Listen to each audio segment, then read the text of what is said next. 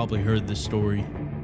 Jesus walks into the temple, makes a whip, drives out the money changers, flips over their tables, and challenges the religious authorities. But what many people are unaware of is that the Gospels don't all agree on when this event took place. You may think, so what? This is a small detail. But if you look further into this issue, you'll realize that it's actually a really important detail because it completely changes why Jesus was killed. Let's get into it. In Matthew, Mark, and Luke, referred to as the Synoptic Gospels, the temple cleansing happens at a very specific moment. Jesus enters Jerusalem during Passover. Crowds are praising him. Tensions are already high. Then boom, he storms the temple.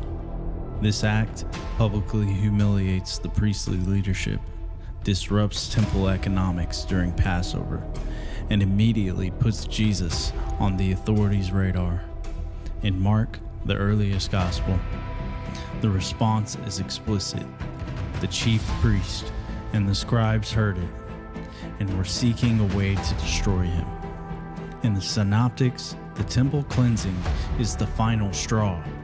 It directly leads to Jesus' arrest and execution. Now compare that to the Gospel of John. In John, the temple cleansing happens at the very beginning of Jesus' ministry, before most miracles, before widespread opposition, before Jesus is even well known. In fact, it comes right after the wedding of Cana.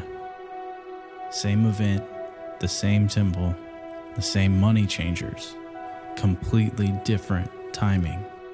In John, the cleansing isn't a death trigger, it's an identity statement. Here's why this matters more than you may think. This difference isn't cosmetic. In the Synoptics, the temple cleansing explains why Jesus dies. In John, Jesus' death has already been decided theologically. The cleansing is moved to frame Jesus as the new temple from the start. That means one of these timelines has been altered. Now let's address the most popular harmonization strategy for this problem. The most common response is, Jesus cleansed the temple twice. Sounds reasonable, unless you look closer. Here's the problem. No gospel mentions two cleansings. No gospel hints that this has happened more than once. The details are strikingly similar, and narratively, it makes no sense.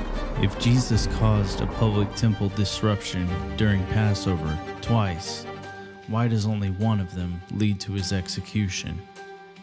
Why do all four Gospels stay completely silent about the other? Here's what scholars say about this. Critical scholars, including many Christian scholars, are blunt about this. The consensus is, Mark preserves the historical sequence. John moves the event intentionally, not accidentally, not because of memory differences, but because John writes theology through storytelling. John regularly rearranges events to make symbolic points, and this is one of the clearest examples. Let me show you another example of how John rearranges the timing of gospel events. In Matthew, Mark, and Luke, the Last Supper is the Passover meal. Jesus eats Passover with his disciples, but in John's Gospel, Jesus dies while Passover lambs are being slaughtered. No explicit Passover meal at the Last Supper. And why this is huge is that John is deliberately making Jesus the Passover lamb. The chronology bends, so symbolism lands. This is one of the strongest proofs John rearranges events. John isn't confused about the timeline. He's consciously reshaping it.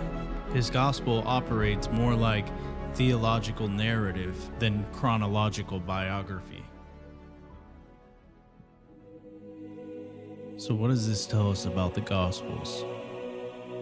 It doesn't mean they were necessarily lying, but it does mean that the Gospels are theological narratives, not neutral timelines, and chronology is sometimes sacrificed for meaning. John didn't remember the temple cleansing differently. He moved it to reshape who Jesus is supposed to be.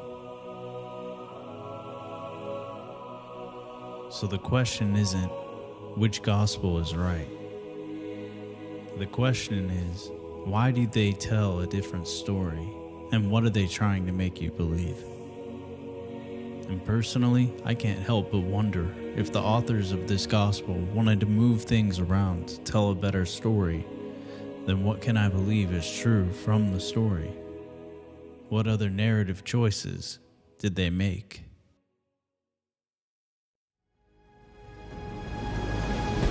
Thanks for watching. I'll be making another video soon, and I'll see you later in the next one.